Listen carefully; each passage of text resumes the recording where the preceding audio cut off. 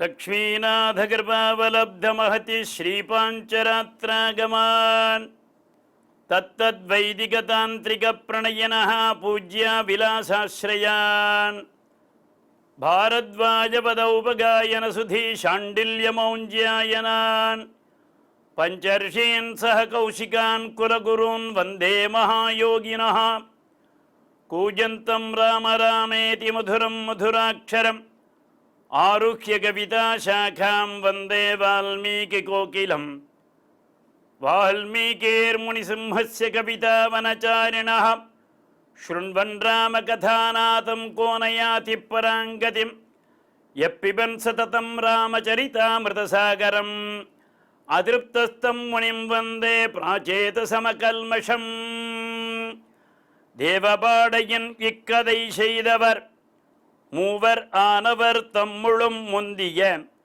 நாவினான் உரையின்படி நான் தமிழ் பாவினால் இது உணர்த்திய பண்பரோ.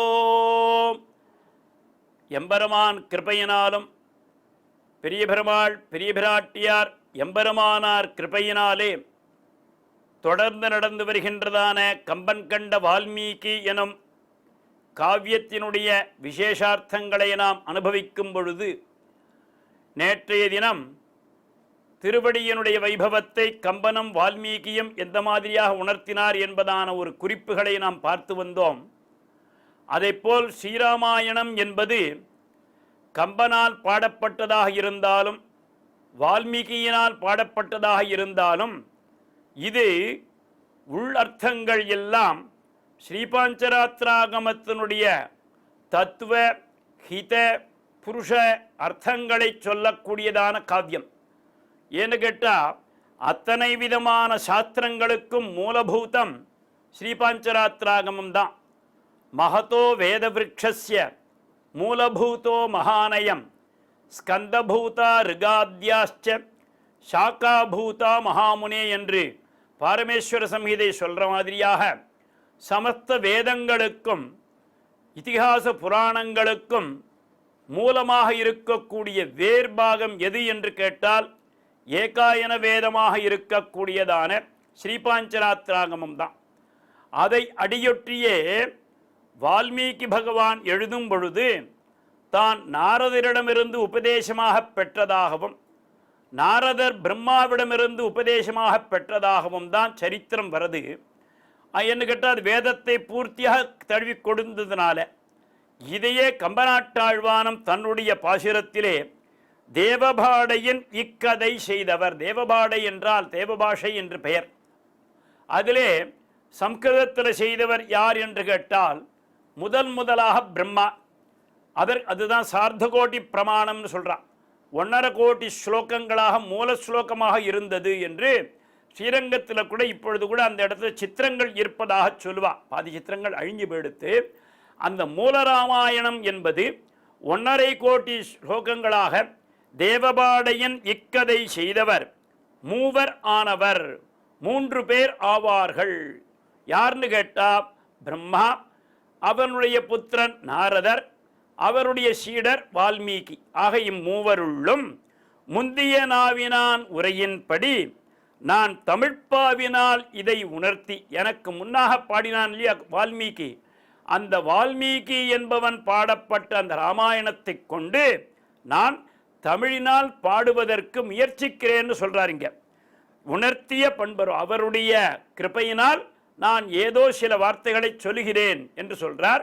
நாமளும் அடியேனு மாத்திரம் என்ன பண்ணுறேன்னு சொன்னாக்க இதெல்லாம் நான் சொல்கிறதாகவோ இல்லை நான் எழுதி வச்சுட்டு சொல்கிறதாகவோ ஒன்றும் கிடையாது. என்னுடைய தகப்பனார் அனுதினமும் அந்த தேரெழுந்தூர் அமர்வியப்பன் சன்னதியில் ஸ்ரீராமாயண பாராயணம் பண்ணாமல் சாப்பிட மாட்டார். ஒரு நாள் சாப்பிடாமல் இருந்தாலும் இருப்பாரே ஒழிய ஸ்ரீராமாயண பாராயணம் பண்ணாமல் இருக்க மாட்டார். இந்த கம்பன் கண்ட இந்த ராமாயணத்தை அனுதினமும் அங்கு பற்பல பெரியோர்கள் ஓதிக்கொண்டே இருப்பார்கள். தமிழ் பாசுரமும் அங்கே படிக்கப்படும், சம்ஸ்கிருத பாஷமும் படிக்கப்படும். அதை போலவே நம்மை கொண்டு ஸ்ரீரங்கத்தில் உட்காத்தி வச்சுட்டு இருக்கிறதுனால இது ரெண்டும் சேர்ந்த இடம் ஸ்ரீரங்கமாக இருக்கிறதுனால அவனுடைய திருவுருளை கொண்டு படிகொண்ட கீர்த்தி ராமாயணமன்னம் பக்தி வெள்ளம் குடிகொண்ட கோயில் ராமானுஜன். அதனால் அவனுடைய திருவுருளாலும் தான் இந்த பாசுரங்களை ஏதோ ரெண்டு சொல்லிட்டு உட்கார்ந்துருக்கமே ஒழிய என்னால் உரைத்தது ஒன்றுமில்லை என்று கம்பன் சொல்கிற மாதிரியே என்னால் உரைத்தது ஒன்றுமில்லை என்று சொல்லி இதில் பரத்வத்தை சொல்லக்கூடியதானது ஸ்ரீராமாயணம் தான் முதலாக காவியத்திலேயே பிரபஞ்சத்தில் காவியம் என்று ஏற்பட்டது என்று சொன்னால் அது ஸ்ரீராமாயணம் தான் முதல்ல இதிகாசம் ஏற்பட்டதாம். அந்த இதிகாச சேட்டத்திலே முதலாக சொல்லது ஒன்று என்கிற இலக்கத்திலே பரமபதம் என்று ஒன்று உண்டு. அதற்கு இப்படியெல்லாம் அயோத்தி என்றெல்லாம் பெயர் உண்டு. அதை சுற்றி அமிர்தங்களினால இங்கே பிராகாரங்கள் உண்டு என்றெல்லாம் பாலகாண்டத்திலே எல்லாம் தெரிவிக்கப்படுகிறது. அதற்கு மூல காரணமாக நாம் ஸ்ரீராமாயணத்தை கொள்ளலாம், பாஞ்சராத்திராகமத்தை கொள்ளலாம். அதற்கும் அடுத்து 2 என்று வரும் பொழுது மந்திரங்களிலேயே துவயம் அட்டாட்சரம் போன்றதான மந்திரங்களை காட்டிலும் ஸ்ரீராமபிரானுக்கு சகலவிதமான மந்திரங்களும் கைவந்ததற்கான காரணம் அவருடைய ஆச்சாரியன் விஸ்வாமித்திரர் உரைத்ததான பலா அதிபலா என்பதான 2 மந்திரங்கள். இந்த மந்திரங்களை இவன் அதை ஜபம் செய்ய செய்ய செய்ய பசி தாகம் என்பதானதும் பசி தூக்கம் என்பதும் அங்கே அவருக்கு ஏற்படாது என்று சொல்லப்பட்டிருக்கு. இதைத்தான் ஸ்ரீசுக்தத்தில் சொல்றச்சே க்ஷுத் பிபாசா மலா ஜேஷ்டாம் அலக்ஷ்மீர் நாசயாமியகம் அபூத்தியமசமிருத்திஞ்ச சர்வான் நிர்ணுத மேக்ருஹாத் என்று இல்லத்திலே எதனால் சண்டை வருது, இல்லத்திலே எதனால் மனக்லேசங்கள் வருதுன்னு சொன்னால் இது 2 தான். க்ஷுத் என்றால் பசி என்று அர்த்தம், பிபாசா என்றால் தாகம் அல்லது தூக்கம். இது 2 நாளத்தான் இல்லத்திலேயாகட்டும் உலகத்திலேயாகட்டும் மிகப்பெரியதான சண்டைகளும் கலக்கங்களும் ஏற்படுறது. இதை இந்த என்னுடைய இல்லத்தில் விட்டு விலக்குவாயாக என்றுதான் ஸ்ரீசுக்தம் சொல்றது. க்ஷுத் பிபாசா மலா ஜேஷ்டாம் அலக்ஷ்மீர் நாசயாம்யகம். இந்த தரித்திரம் என்பது ஏற்படுறதுனால இதெல்லாம் ஏற்படுறது. ஆகியனால் பிராட்டியே நீ இதை என்னுடைய இல்லத்திலிருந்து விலக்குவாயாக என்று சொல்றாருங்க. மலாஜ்யேஷ்டாம் அலக்ஷ்மீர் நாசயாம்யகம் அபூத்தியம் அசமிருத்திஞ்ச. எவ்வளவு வந்தாலும் போராதுங்கிற எண்ணம் இருக்கிறவனுக்கு என்னத்தை பண்ணினாலும் தரித்திரம் தான் அவனுக்கு. அப்போ எனக்கு எவ்வளவு உள்ளத்தை கொண்டு எனக்கு மன திருப்தியை ஏற்படுத்த வேண்டும். ஆகையினால மேற்கண்ட விகையினங்களினால் எனக்கு ஏற்படுறது தரித்திரம் என்பது இதையெல்லாம் சர்வான் நிர்ணுத மே கிருஹாத் என்னுடைய இல்லத்திலிருந்து இதை விலக்குவாயாக என்று பிராட்டியாரிடம் பிரார்த்திக்கப்படுவதாக. இங்கே பலா அதிபலா என்பதான மந்திரத்தை எதனால விஸ்வாமித்திரன் சொன்னான்னு சொன்னா இந்த இவன் மூலமாக இன்னும் பற்பல காரியங்கள் இங்கே நடைபெற வேண்டும். அதனால இந்த பலா அதிபலா மந்திரத்தை உபதேசித்து இதன் மூலமாக ராமபிரானுக்கும் லக்ஷ்மணனுக்கும் அங்கே பசி தூக்கம் என்பது 2மே கிடையாது. அதுதான் மிகப்பெரியதான் சூக்ஷ்மத்தை அங்கே பார்க்கணுங்க. இப்போ இந்த பலா அதிபலா என்பதான விஷயம் கிடைத்தவுடனே இவர்கள் அந்த மந்திரத்தை சித்தி செய்து கொண்டு இவர் என்ன செய்தாராம், அதிலிருந்து எப்பொழுது சாப்பிட்டதாகவே சரித்திரமே கிடையாது. அங்கே இடத்துல எங்கேயோ பரத்வாஜாசிரமத்தில் ஒரு துளி பிரசாதம் வாங்கிண்டார்னு இருக்கே ஒழிய இந்த 14 வருஷங்கள் பார்த்தோம்னா ஏதோ காய்கனி கிழங்குகளை சாப்பிட்டு இருந்தார், பழங்களை சாப்பிட்டார்னு இருக்கே ஒழிய பிரசாதம் சாப்பிட்டார் என்பதான அங்கே வைபவமே கிடக்காதுன்னு சொல்றார். அதற்கு மூல காரணம் இந்த பலா அதிபலா என்பதான விஷயங்கள்னு சொல்றார். அதற்கும் அடுத்ததாக பரதனுக்கு ராமபிரான் உபதேசிக்கும் இங்கே அயோத்தியா காண்டத்தில் கஷ்சித் அத்தியாயம் என்று இருக்கு. அந்த 100வது அத்தியாயத்தில் 100 ஸ்லோகங்கள் இருக்கும். அதனுடைய நம்ம அர்த்தங்களை பார்த்தோம்னு சொன்னாக்க இதில் மீமாம்சா சாஸ்திரம், தர்க்கசாஸ்திரம், நியாயம் போன்றதான பற்பல சாஸ்திரங்களுடைய உள் அர்த்தங்களை எல்லாம் நம்முடைய வாக்கியாத்தாக்கள் எழுதியிருக்கா. ஆகையினால அந்த நீதி நூல் விளக்கம் பூரா அதுக்குள்ளே இருக்குன்னு சொல்றார். இந்த 4வது என்று வரும் பொழுது அந்த இடத்துல சுமித்ரா பிராட்டியார் லக்ஷ்மணனுக்கு சொன்ன பதங்கள் 4. இதைத்தான் ஸ்ரீராமபிரான் இங்கே சொல்றச்சே வால்மீகியும் அதைத்தான் எடுக்கிறாருங்க. நம்முடைய மகான்கள் எல்லாரும் இந்த ஸ்லோகம் கிடைச்சதோ இல்லையோ அதுக்குள்ளேயே அழுந்துடுவான். அதுலேருந்து வெளியில் வர்றதுக்கே அவளுக்கு அவ்வளவு நாழி ஆகுமா. ஏன்னு கேட்டால் அந்த வியாக்கியானம் அவ்வளோ பெருசு. ராமம் தசரதம் வித்தி மாம் வித்தி ஜனகாத்மஜம் அயோத்தியாம் அடவீம் வித்தி கச்ச தாத்தயதா சுகம் என்று 4 வார்த்தை சொல்லி அனுப்புகிறாள் சுமித்ரை லக்ஷ்மணனிடம். லக்ஷ்மணா, நீ எப்படி காட்டுக்கு போக வேண்டியதுதான். என்கிட்ட ராமபிரான் எங்க இருக்கானோ அங்குதான் உனக்கு வாசம். அப்போ நீ என்ன நினைச்சுக்கணும் தெரியுமோ, தசரதன் இல்லையேன்னு நினைச்சிக்காத, ராமபிரானையே நினைத்துக்கொள். தசரதனாக தகப்பனாராக ராமம் தசரதம் வித்தி மாம் வித்தி ஜனகாத்மஜாம். தாயார் இல்லையேன்னு நினைச்சிக்காத லக்ஷ்மணா, சீதை பிராட்டியார்களையோ அவள் உன்னுடைய தாயாக பார்த்துக்கொள்னு சொல்றார். இந்த காடு இருக்க அதுதான் அயோத்தி இல்லையே நினைச்சுட்டு இருக்காத, அந்த காடுகள் எல்லாமே அயோத்தியாக நினைத்துக்கொள். கச்ச தாத, நீ இங்கிருந்து கிளம்புவாயாக என்று சொல்லி உடனே கிளப்பி விட்டுறான். இவனுக்கு மீதி பூஜை பண்றது அதெல்லாம் கௌசல்யா தேவி பண்றதாகத்தான் இருக்க ஒழிய இவனை இந்த இடத்துல இன்மேல் பட்டு இருக்காதேன்னு சொல்லி 4 வார்த்தை சொல்லி, அதுக்கு தான் நம்மளோட பெரியவா சொல்றச்சே, ஏதாவது 4 வார்த்தை நல்ல வார்த்தையா சொல்லக்கூடாதோ அப்படி சொல்லுவாள் இல்லையோ. அப்போ நீ கலங்காதே என்று சொல்லி அவனை ஆசீர்வதித்து இங்கிருந்து சுமித்ரை அனுப்பினாளாம். அந்த 4 என்பது ஆகாது, அது அப்படியே கம்பநாட்டாழ்வான் சொல்றாங்க.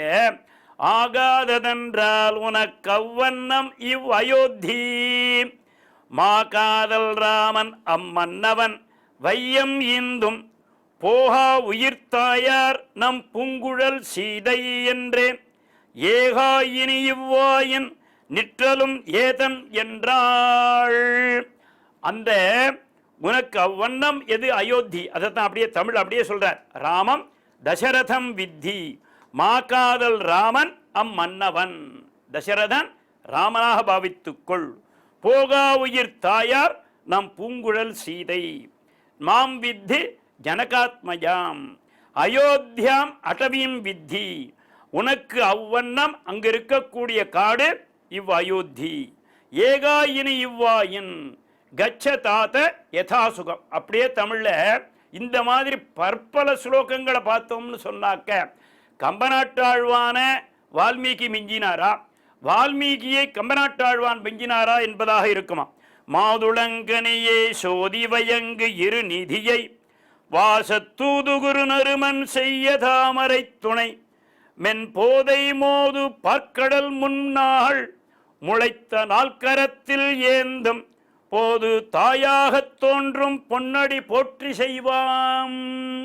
எம்பெருமான நீ எப்படி பார்த்துக்கணும் தெரியுமா, சாட்சாத் ஸ்ரீமன் நாராயணனுக்கு நால்கரத்தில் ஏந்தக்கூடியதான, அதாவது சங்கச்சக்கர கதாஹஸ்தனாக இருந்து எப்படி சேவை சாதித்தானோ அந்த மாதிரி அவர்களுக்கு எல்லாம் எந்த மாதிரியான தொண்டுகளை வைகுண்டத்தில் நித்தியசூரிகள் செய்வார்களோ அதை போல் நீ இங்கே கைங்கரியம் செய்து வர வேண்டும். கச்சதாத யதா சுகம் என்று சுமித்ரே சொன்ன வார்த்தையை அப்படியே நால்கரத்தில் ஏந்தி இருக்கக்கூடிய ஸ்ரீமன் நாராயணனுக்கு நித்தியசூரிகள் என்னென்ன கைங்கரியங்கள் செய்வார்களோ அதையெல்லாம் நீ அவருக்கு செய்வாயாக.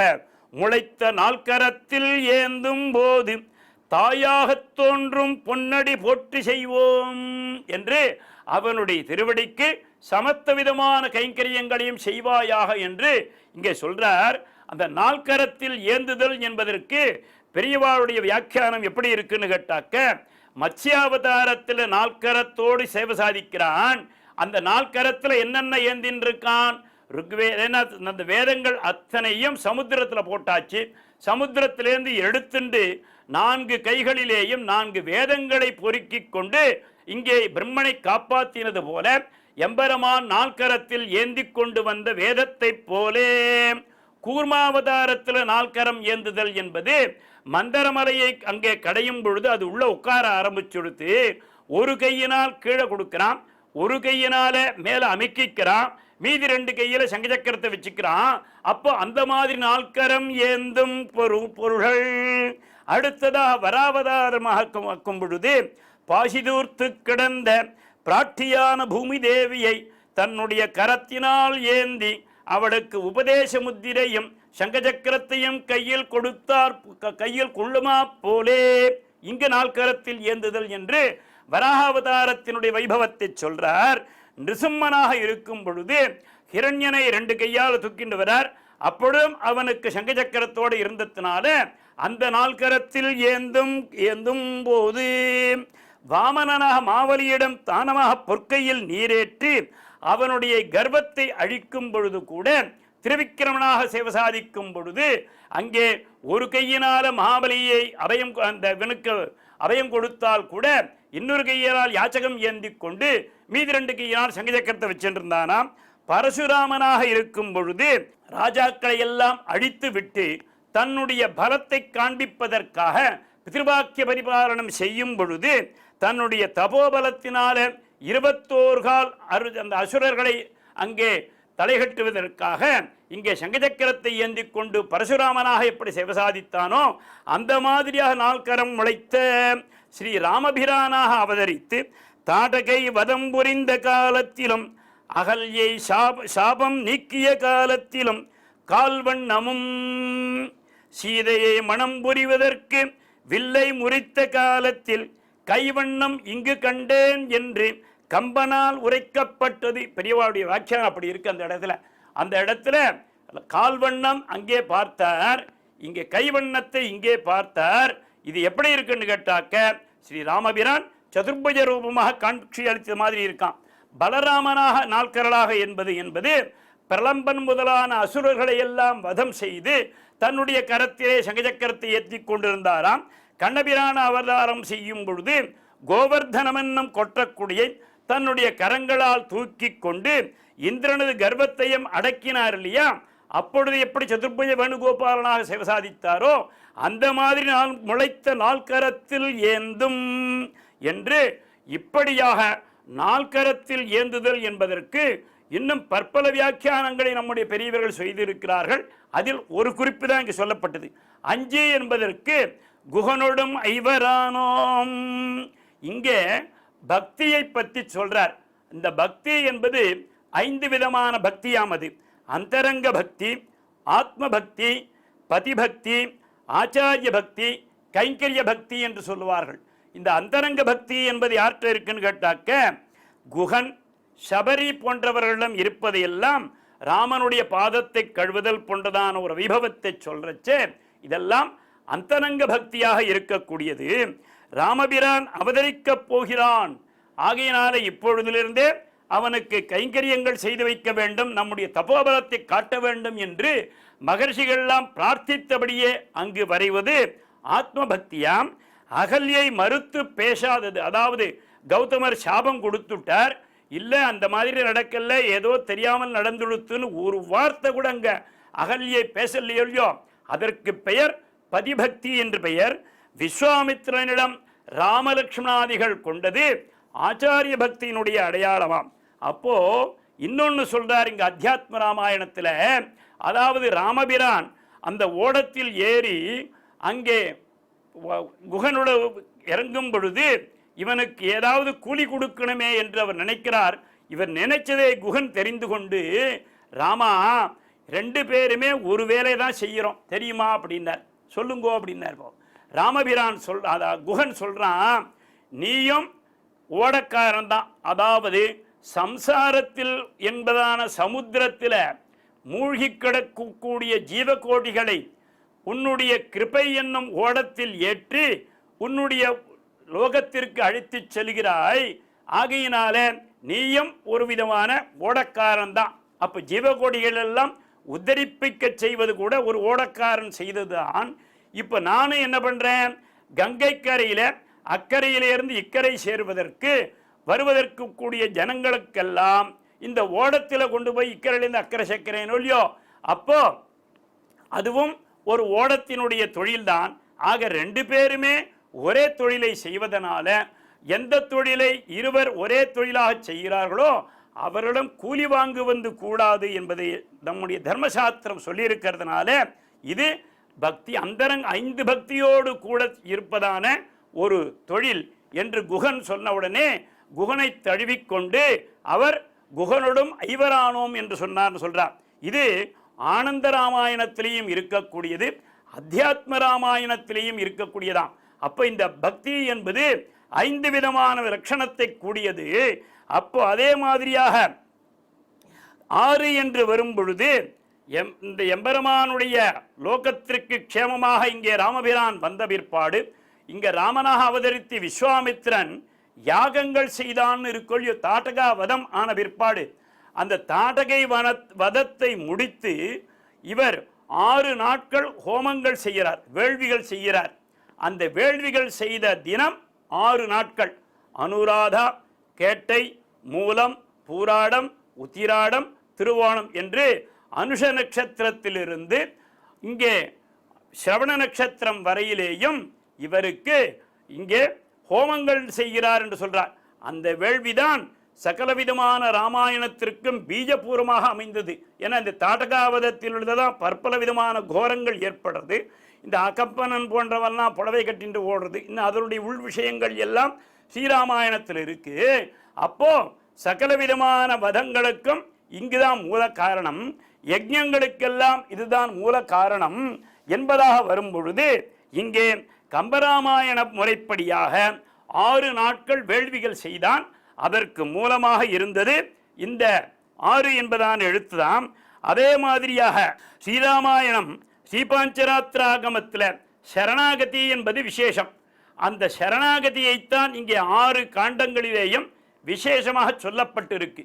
பாலகாண்டத்திலே தேவர்கள் சரணாகதி, அயோத்தியா காண்டத்திலே லக்ஷ்மணன் சரணாகதி, அதே மாதிரியாக ஆரண்ய காண்டத்திலே சுக்ரீவாதிகள் மகர்ஷிகள் சரணாகதி, கிஷ்கிந்தா காண்டத்திலே சுக்ரீவ சரணாகதி, சுந்தர காண்டத்திலே திரிஜடை சரணாகதி, யுத்த காண்டத்திலே விபீஷண சரணாகதி. ஆகையினால இந்த 6 சரணாகதியையும் உரைக்கக்கூடிய சாஸ்திரம் ஸ்ரீராமாயணம். இதற்கு மூலம் லக்ஷ்மி தந்திரம் என்பதான ஸ்ரீ பாஞ்சராத்திராகமத்தினுடைய ஸ்லோகம்தான் சொல்றார்.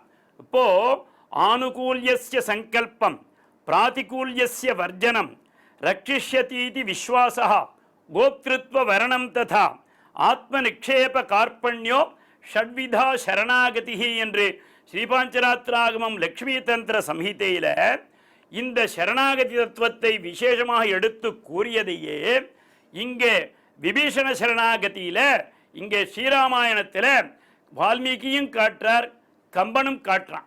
எப்படி என்று கேட்டாக்க ஆனுகூல்யஸ்ய சங்கல்பம் என்பது என்ன என்று கேட்டாக்க ராமனை மாத்திரமே சரணடைய வேண்டும் என்று விபீஷணன் நினைத்தது. இதுதான் ஆனுகூல்யஸ்ய சங்கல்பம். அவனை தவிர வேறு யாரிடமும் சரணையக்கூடாது என்பது. பிராதிகூல்யஸ்ய வர்ஜனம், அதாவது தன்னை சார்ந்தவர்களை முதல்ல விட்டுட்டு வருது. அதுலேயும் இந்த விபீஷண சரணாகதி இருக்க தன்னுடைய மனைவி மக்களை கூட விட்டுட்டு வெளியில் வரான். அதுதான் மிகப்பெரியதான ஒரு தத்துவம். அப்போ பிராதிகூல்யஸ்ய வர்ஜனம். அடுத்ததா ரக்ஷிஷ்யதீதி விஸ்வாசா, ராமபிரானை தவிர நம்மை காப்பதற்கு யாராலும் முடியாது. வேண்டாம், ராவணன் காலியே கூட விழுந்திருக்கலாம் இல்லையாம், ஆனால் விழலையாம்.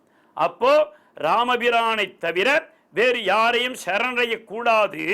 அடுத்தது கோப்திருத்வ வர்ணம் ததா, தன்னை மட்டுமல்ல தன்னை சார்ந்த ஒரு 4 பேரை கூட்டுண்டு போறான் விபீஷணன்.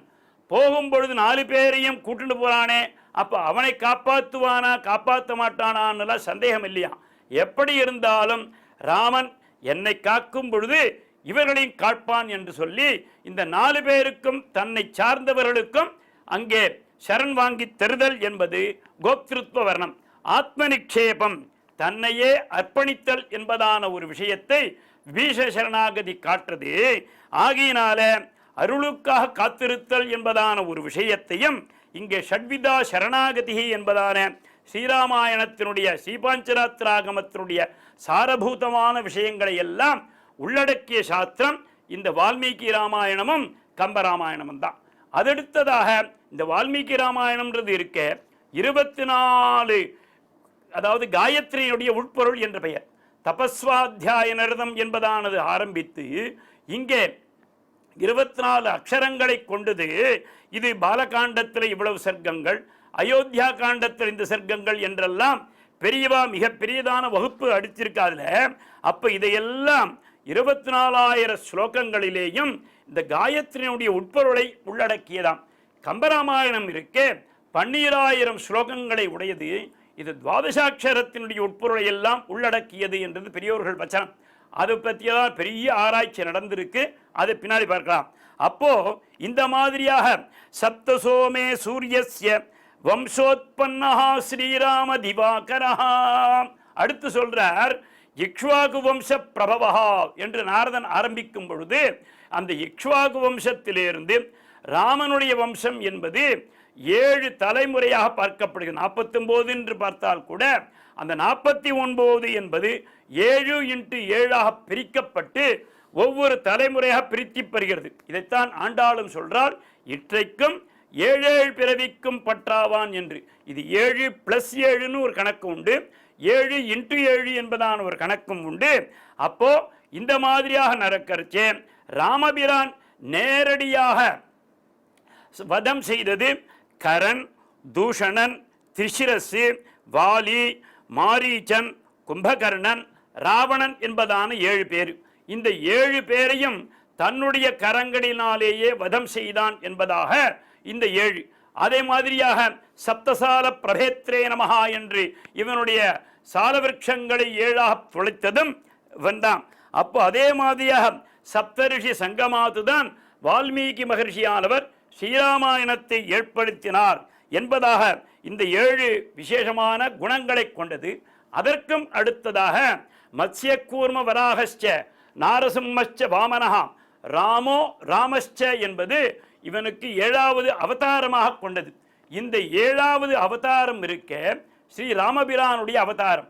இந்த ராமபிரானுடைய அவதாரம் என்பது இந்த 7 அவதாரங்களில் என்னென்ன குணங்கள் எம்பெருமானுக்கு இருந்ததோ அத்தனை குணங்களும் ஒரு சேர நமக்கு கிடைக்கக்கூடியதான அவதாரம் ஸ்ரீ ராமபிரானுடைய அவதாரம் சொல்றார். அந்த மத்ஸ்யாவதாரத்தில் என்னென்ன குணங்கள் இருந்ததோ, கூர்மாவதாரத்தில் என்னென்ன குணங்கள் இருந்ததோ, வராகாவதாரத்தில் என்னென்ன குணங்கள் இருந்ததோ அத்தனையும் இங்கே ராமபிரானுடைய நாமத்தை சொல்லுவதனாலேயும் அவனுடைய அவதாரங்களை நாம் அனுபவிப்பதனாலேயும் அவனுடைய குணச்சேஷ்டிதங்களை நாம் எல்லாம் பார்ப்பதனாலேயும் இந்த 7 குணங்களையும் நாம் காணலாம் என்று சொல்றார் நம்முடைய பெரியவர்கள். பூர்வாவதாராணாம் சப்தகுணா பூர்ணதையா திரட்டவ்யதா என்று சொல்லி இந்த 7 குணங்கள் மற்றும் 7 குணங்கள் இவையெல்லாம் என்ன மாதிரியாக விளக்கப்படுகின்றன என்பதான ஒரு விஷயத்தை மேன்மேலும் அனுபவிக்கலாம். இதை அனுபவிக்க செய்தவர்கள் இருவர், வால்மீகி ஒரு பக்கம், கம்பராமாயணம் ஒரு பக்கம். இரண்டையும் கொண்டு நாம் மேன்மேலும் அனுபவிக்கலாம் என்பதை சொல்லி ஓம் நமோ வெங்கடேஷாய ஸ்ரீமதே ராமானுஜாய நமஹா.